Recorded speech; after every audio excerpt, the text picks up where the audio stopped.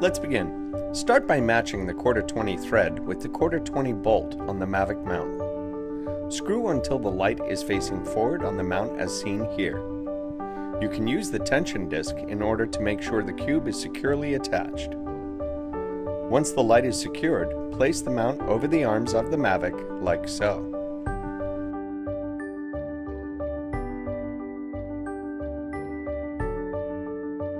Attach the rear point first, applying light pressure to ensure a snug fit.